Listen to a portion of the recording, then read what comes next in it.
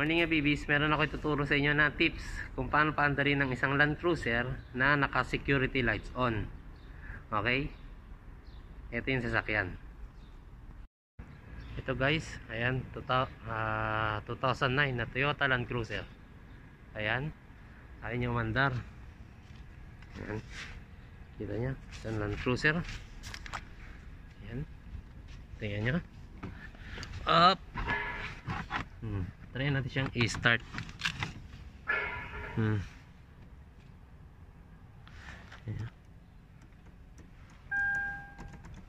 Ayaw niya. Okay, kita nyo? Tuturo ko sa inyo kung paano ang tamang gawin kapag ganito na nag-indicate yung security light niya. Ayan, nag-i-indicate yan. Ibig sabihin, naka-safety mode siya. Nangyayari ito madalas sa mga Land Cruiser, lalo na kapag ang tawag dito, nagpalit ka ng baterya, na-drain yung baterya, o kaya may nagtangka bukas ng sasakyan mo, nagkakaroon ng ganyan. Sige, wala nang sabi-sabi pa, punta na tayo dun sa technique na ituturo ko sa inyo. Okay? Ito lang guys ang kailangan nyo, mga habibi. Ito lang ang kailangan nyo para mapaandar itong sasakyan na to. At mai-reset ang ABS sa computer box nya, saka tawag dito security lights. Ito lang.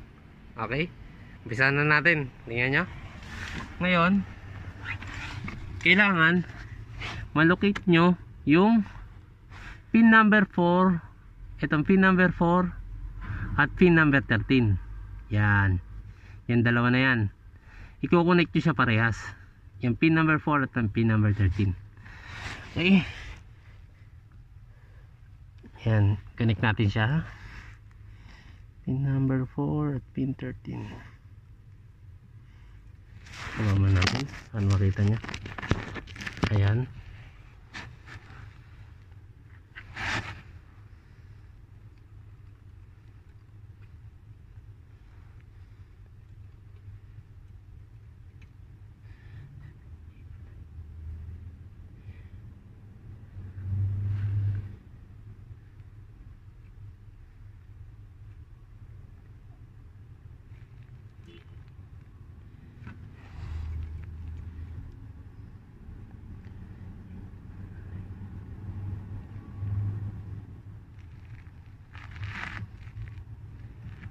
Yan.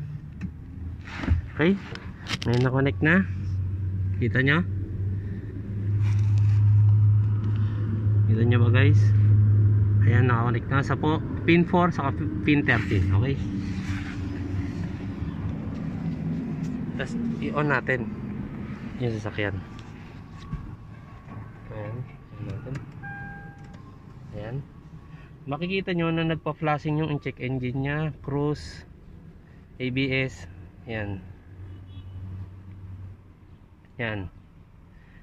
Kaya mo lang siya ng ganyan for 30 minutes. Okay, for 30 minutes. Okay, kailangan natin ng stopwatch.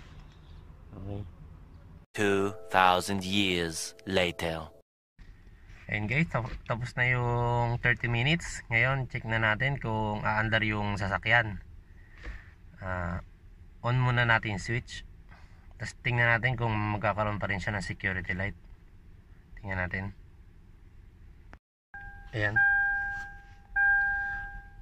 On natin. Tingnan natin kung gumagana. Yun, naka-on na. Okay. Ayun, tingnan nyo, wala na yung security lights nya. Nakikita nyo ba? Ayan, wala na yung security lights nya. Okay, try natin start yung sasakyan.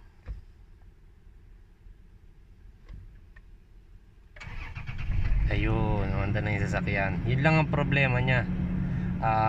Nagkaroon kasi siya ng security lights, hindi siya umandar. Yan yung magsisave sa inyo ng libo-libong pera sa ang tawag dito, sa Ocala kung tawagin dito sa Saudi. Okay, kung may natutunan kayo o nagustuhan nyo yung video, paki-like and subscribe naman yung channel namin. Maraming salamat po. Bye bye.